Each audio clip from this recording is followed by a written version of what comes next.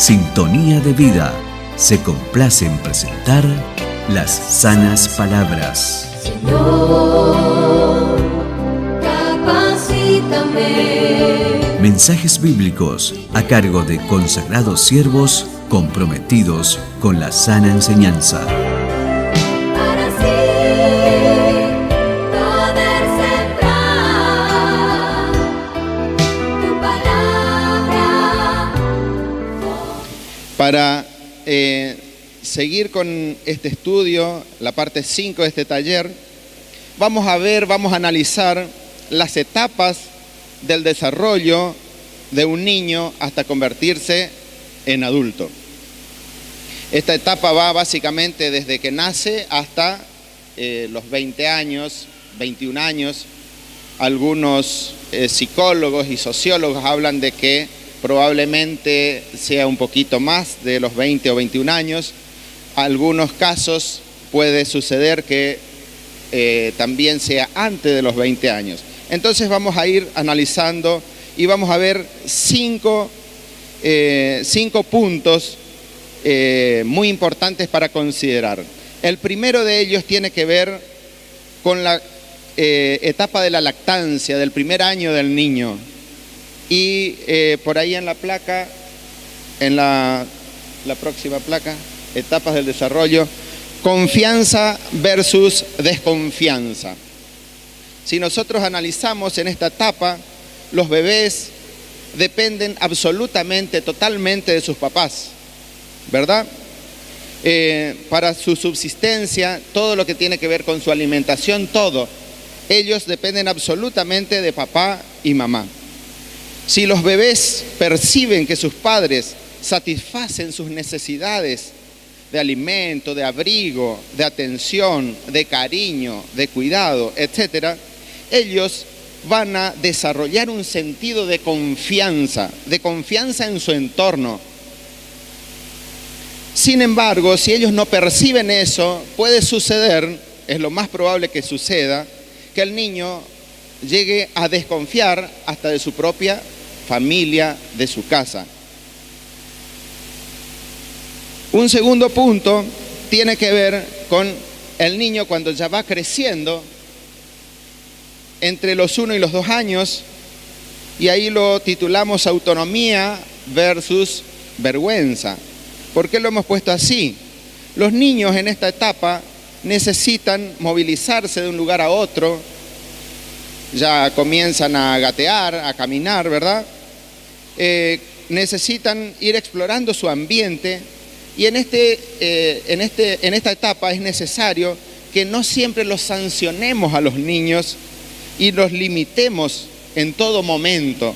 ¿Por qué? Porque ellos necesitan desarrollar esa etapa de exploración.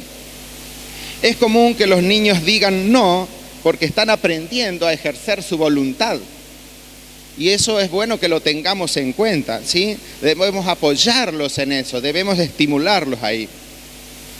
Están aprendiendo a ejercer su propia voluntad y a hacer cosas por sí mismos. Obviamente que hay muchas cosas que ellos no las pueden hacer.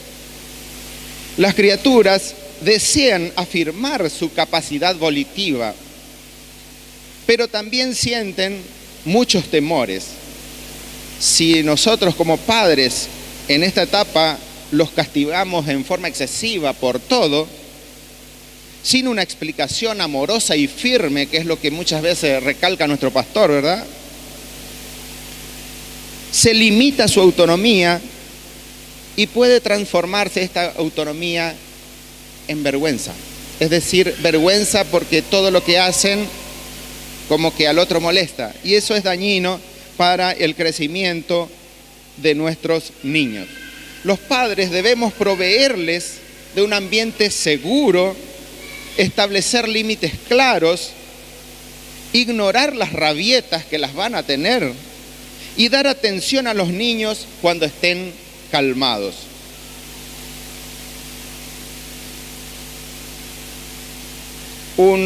Una tercera etapa tiene que ver con la etapa preescolar. Sí, en este sentido, Ahí le titulamos iniciativa versus culpa. ¿Por qué? Porque en esta etapa los niños tienen mucha energía, como que han crecido rápidamente, pero todavía tienen la dificultad con su capacidad motora fina. Y algunas veces van a echar cosas, van a romper cosas, ¿sí? Y a veces queremos aplicarle la jerarquía, como decía papá, y eso no siempre es lo más apropiado. Al mismo tiempo, los niños en esta edad, en la edad preescolar, desean imitar todo lo que hacen los adultos, especialmente los padres, ¿verdad? El niño quiere imitar lo que hace papá, la niña quiere imitar lo que hace mamá, y lo pongo entre paréntesis porque ahora hay toda una cuestión delicada en ese punto. Desean imitar y ayudar a sus padres en todas las tareas domésticas para poder ir practicando y aprendiendo. Y cuando los padres les permitimos que nos ayuden, aunque cometan errores, los niños desarrollan su capacidad y seguridad para iniciar actividades. Pero si los padres no los incluyen ni los afirman, entonces crecen sintiéndose culpables y no tienen iniciativa. Y eso yo creo que es muy importante porque a veces queremos en todo momento a los niños cuando son pequeñitos recalcarles: te equivocaste, hiciste mal esto, y no siempre eso ayuda. A veces es bueno dejarle que se equivoque. Cuando le pasó la rabieta, explicarle: acá te equivocaste, esto lo podrías haber hecho mejor. Y eso lo estimula a que en todo momento ellos puedan tener iniciativas y puedan llegar a ser el día de mañana buenos ciudadanos con iniciativa propia. Si pasamos a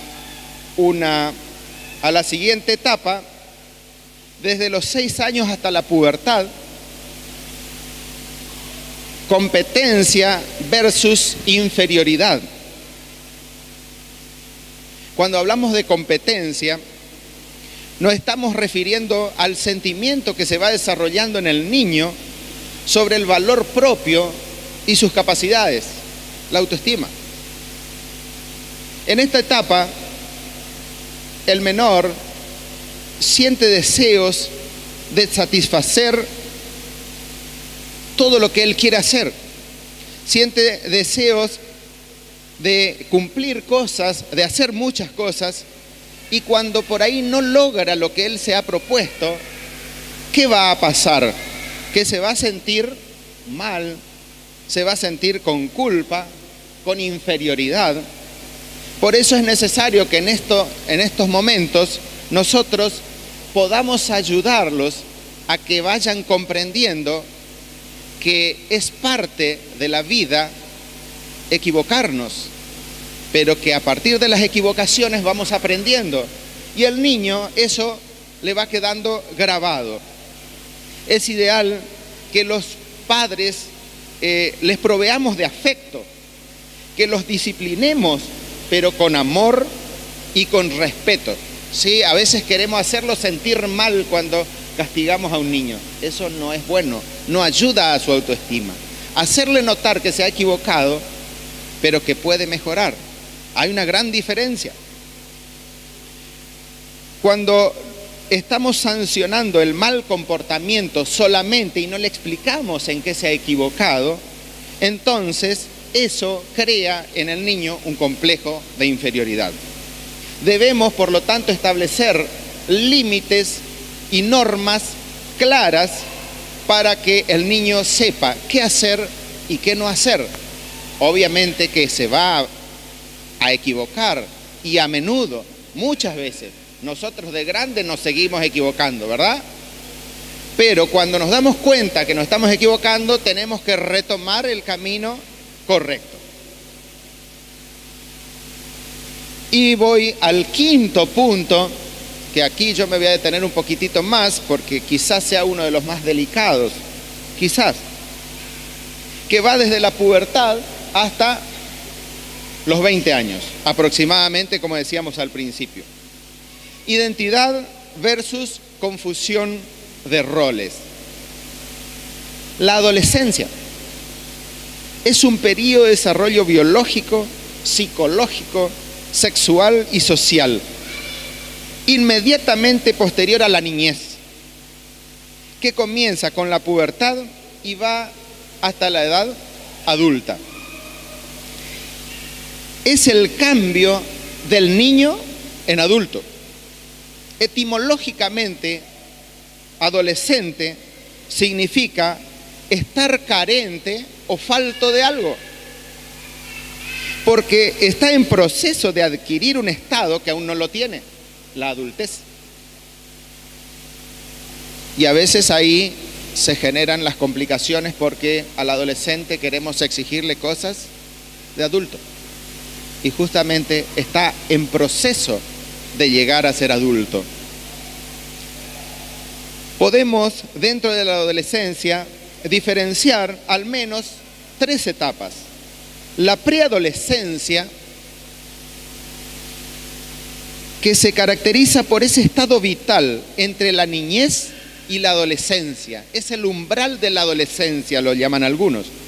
Marca el comienzo de una nueva etapa de construcción de la identidad de nuestros niños. En esta construcción de su yo intervienen cambios corporales, conductuales y emocionales. Tiene que ver con cierta maduración biológica, pero también con los cambios emocionales. Miedo de hacer el ridículo, sentido de pudor, vergüenza ante su propio cuerpo y consecuente necesidad de mayor intimidad. Buscan encajar más con sus pares, agradar a sus amigos. Los que tenemos niños en esta edad sabemos que es el momento en el cual ellos necesitan encerrarse en el baño, ¿sí? Necesitan encerrarse en la habitación, necesitan un poquito más de su espacio, porque comienzan a crear de alguna manera su identidad, comienzan a crear su identidad. Segundo, la adolescencia temprana, que tiene que ver con cambios físicos bruscos, el desarrollo de la musculatura y de los órganos sexuales, y básicamente que es donde todos nos damos cuenta el cambio de la voz. ¿Sí? No saben si están hablando como niños, como grandes, ¿sí? Hasta tienen vergüenza. Me pasa con mi hijo que no quiere cantar, él está en el teclado, no quiere cantar porque dice que no se identifica todavía con su voz. Necesitan comer y dormir más. Comen una barbaridad, ¿verdad? Y duermen hasta que uno le quiere tirar un tarro de agua para que se levante. Pero bueno, es parte de ese proceso de su crianza. Busca referentes externos, fuera de la familia, en su afán de deconstruir su propia identidad y autoestima. Y ahí es una cuestión a veces un poquito delicada, porque como que quieren hacernos a la familia un poquito de lado y buscan otros referentes, porque comienzan a ver otros tipos de modelos.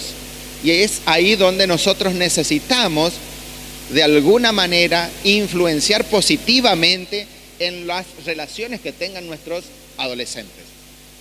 Si se relacionan con adolescentes que tengan malas conductas, malos hábitos, lo más probable es que sin querer queriendo las vayan adoptando también. El tercer punto es la adolescencia tardía. No aparecen demasiados cambios físicos, pero sí su contextura física se va definiendo hasta tener la complexión de un adulto. Se termina de desarrollar la conciencia social, se abandona en gran medida el egocentrismo y se comienza a proyectar a largo plazo. En esta etapa ya los adolescentes están pensando qué carrera van a seguir, están pensando consciente o inconscientemente en la chica que les gusta, con la chica o el chico que van a pasar probablemente gran parte de su vida o toda su vida, ¿sí? Aunque por ahí no terminan de dimensionar el toda su vida, porque por ahí se enamoran y le duró un mes y el toda la vida se redujo a un mes, ¿sí? Sin embargo, es un proceso, una construcción. En la adolescencia, los jóvenes se vuelven críticos de sus padres y muchas veces se resisten a obedecer las normas de la casa, porque ya se creen grandes, se creen autosuficientes, hasta que llegan a la ladera, porque está vacía, porque no tengo hojas en mi carpeta.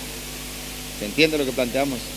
Pero es un proceso de construcción de su identidad y debemos y necesitamos ayudarlos. La razón de este comportamiento es que se están ubicando como personas y establecen su propia identidad a través de esa separación temporal y emocional del núcleo parental, de la familia. Los padres a veces queremos perder fácilmente la paciencia con estos adolescentes, porque en ciertos momentos estos aceptan y buscan la guía parental, pero luego cambian de actitud y más bien rechazan todo lo que los padres dicen hasta lograr adoptar una identidad propia.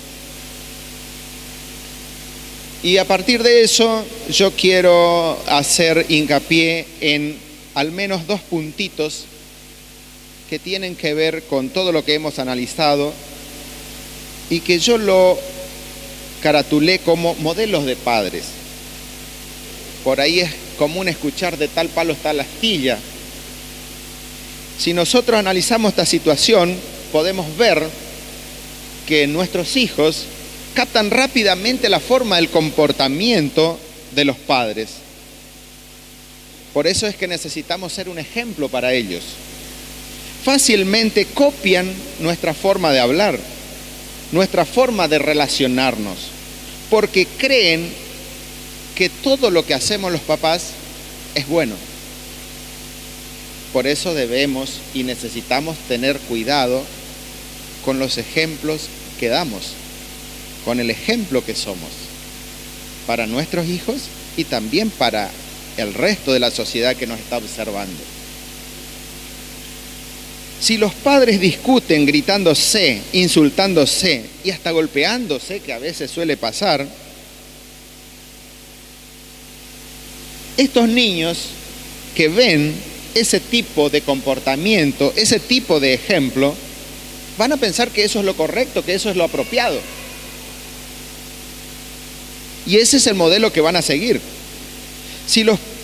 Entonces, si nosotros necesitamos y queremos que nuestros hijos sean buenas personas, tenemos que apuntar a ser primero buenos ejemplos, ¿sí? Es muy común que los padres se enojen cuando el hijo adolescente hace algo inapropiado o llega tarde a casa, o cuando el hijo falta el respeto a la madre o al padre. Sin embargo, los padres a veces nos olvidamos que muchas veces quizás sin querer pudimos haber dado ese ejemplo a nuestros hijos. Por lo tanto, cuando los hijos muestran un comportamiento inadecuado o irrespetuoso, preguntémonos como padres, como madres, si no le hemos dado un mal ejemplo. Si la respuesta es positiva, ya sabemos lo que hay que hacer, o al menos intentar.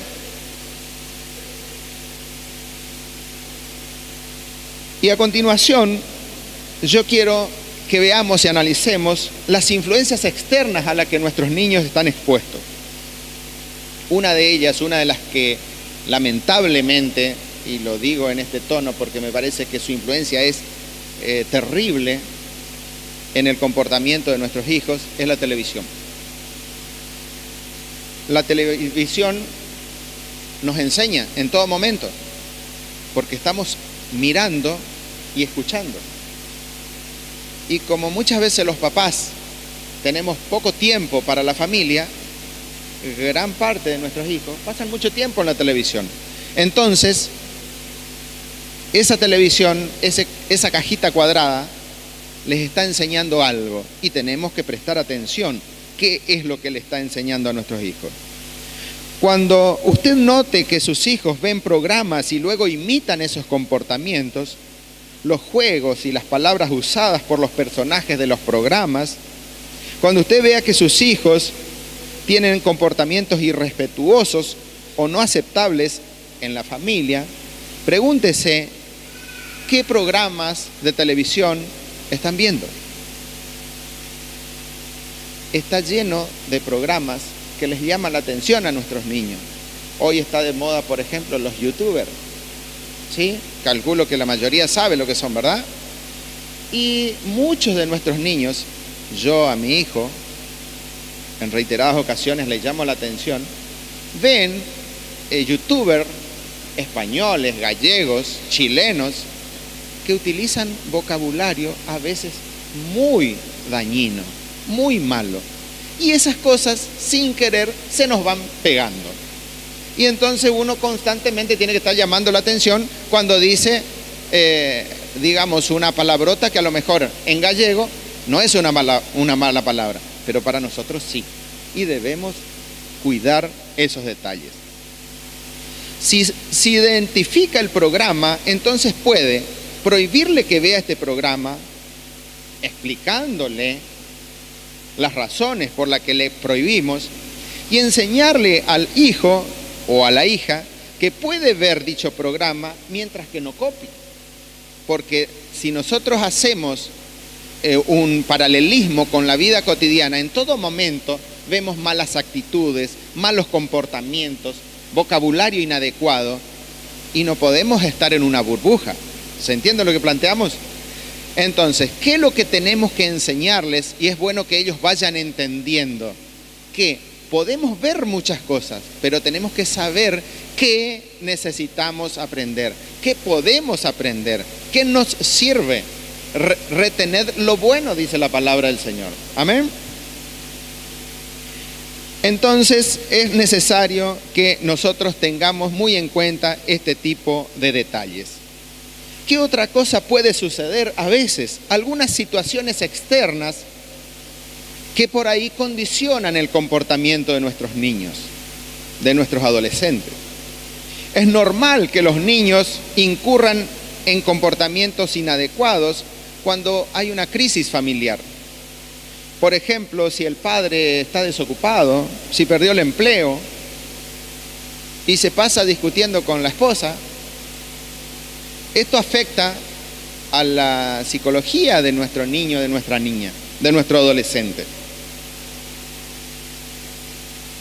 El hijo puede empezar a tener comportamientos inadecuados a raíz de esta situación familiar. Esta situación muchas veces puede tornarse en una regresión, es decir, como que vuelve etapas hacia atrás.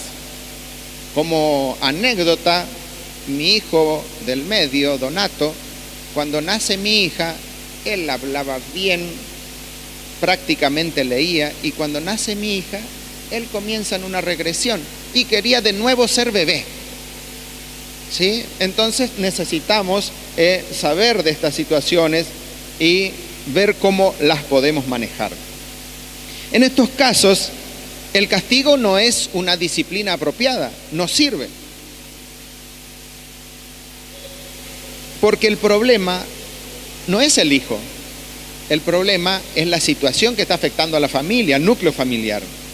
Entonces necesitamos buscar la manera de solucionar ese problema para que no lo afecte a nuestro niño que está en proceso de construir su identidad, su autoestima, para que no sea afectada su autoestima.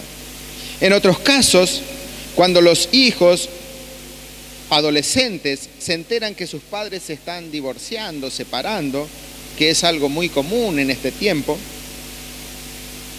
o que el papá abandonó a la mamá, ¿sí? Es probable que en muchos casos puedan pasar a beber alcohol, usen drogas, es algo que nos toca como sociedad y es muy dañino. Que comiencen a dejar de hacer sus tareas en la escuela. ¿Les controlamos a nuestros hijos? Yo que soy docente, me toca conversar con papás que se enteran que sus hijos fuman después de 6 meses, de un año. Se enteran que sus hijos no van a la escuela en octubre, noviembre. Entonces necesitamos estar y saber el comportamiento de nuestros hijos. ¿Qué hacen nuestros hijos en todo momento?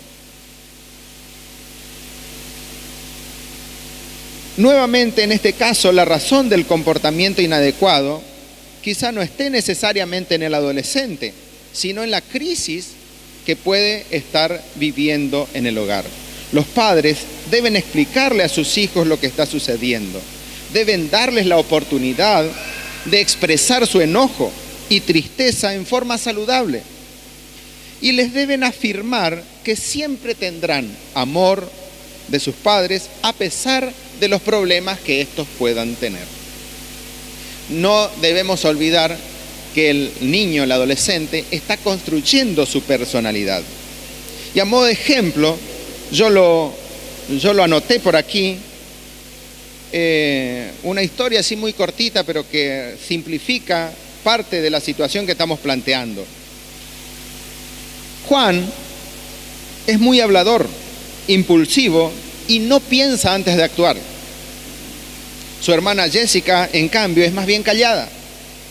Ella planifica su día y es cuidadosa cuando habla o cuando hace algo. En este caso, los padres tienen que entender que por el tipo de personalidad de Juan, este necesita que se le recuerde cada día su tarea o responsabilidad en la casa.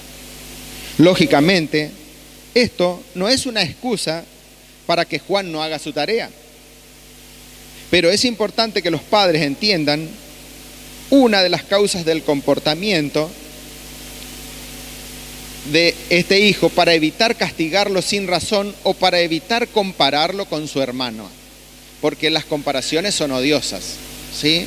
Habitualmente pasa con los padres, y yo lo veo mucho en la escuela: no sos como tu hermano, no sos como tu hermana. Nadie es igual a nadie. Todos somos únicos e irrepetibles, porque ese fue el diseño que ha elegido papá para hacernos a nosotros. Y debemos entender eso también cuando estamos tratando con seres que están en etapa de desarrollo.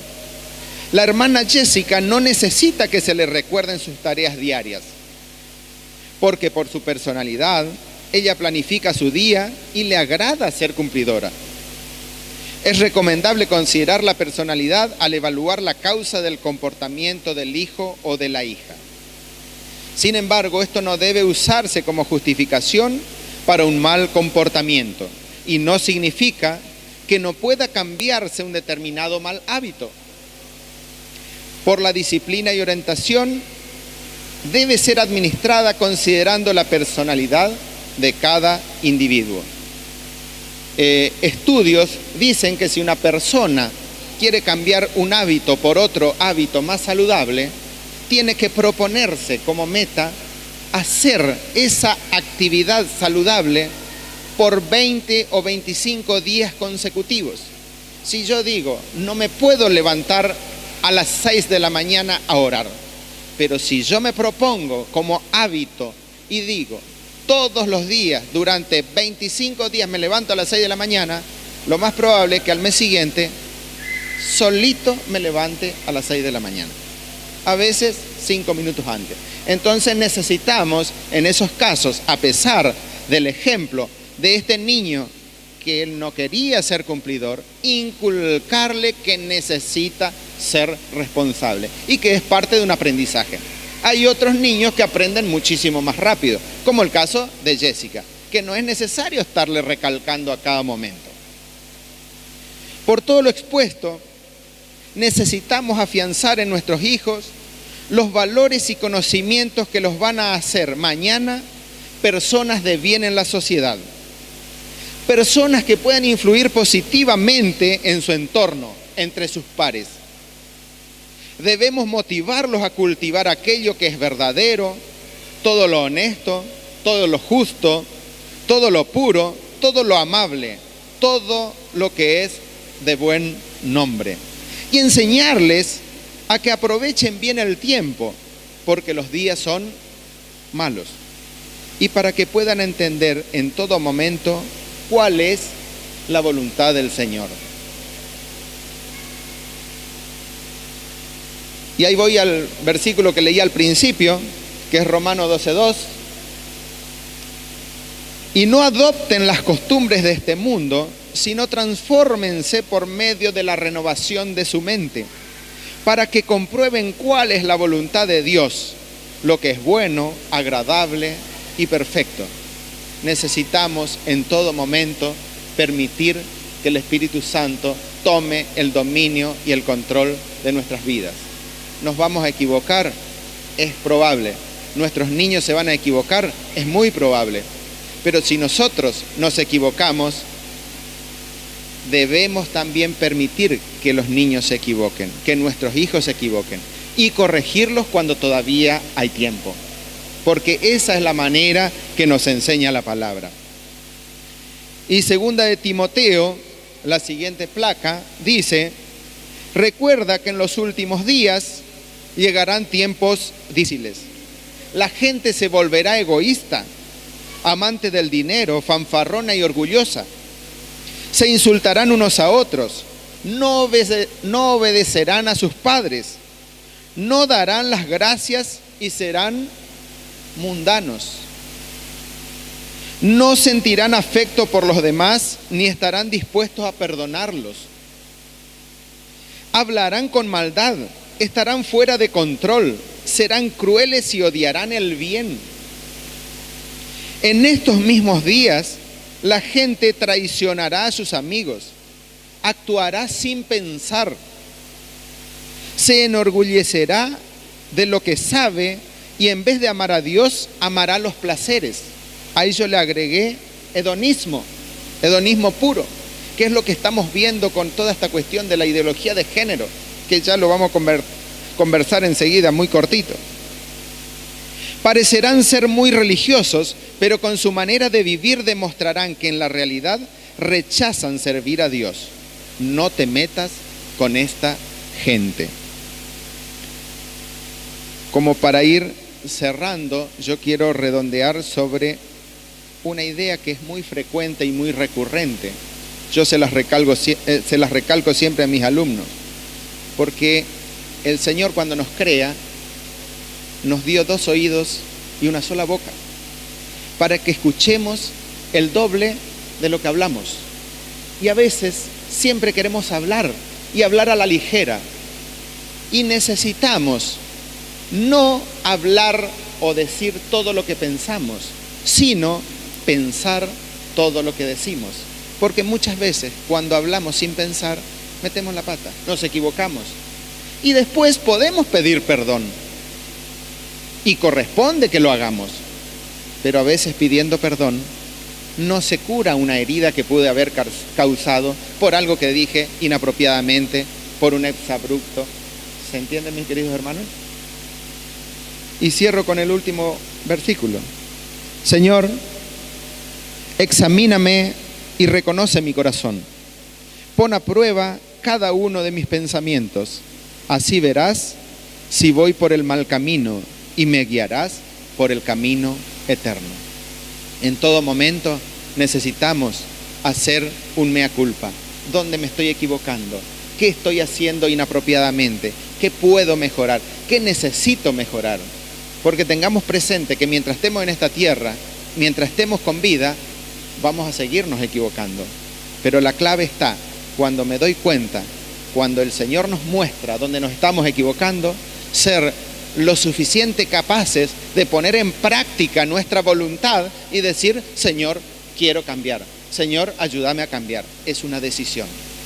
Decidimos lo que somos, decidimos lo que hacemos. En todo momento estamos decidiendo. A veces decidimos mal. Que el Señor nos ayude a decidir correctamente. Retén la forma de las sanas palabras que de mí oíste, en la fe y amor que es en Cristo Jesús. Haz de mí una ofrenda de adoración a ti. Sintonía de Vida tuvo mucho gusto en presentar las sanas palabras. Mensajes bíblicos a cargo de consagrados siervos comprometidos con la sana enseñanza.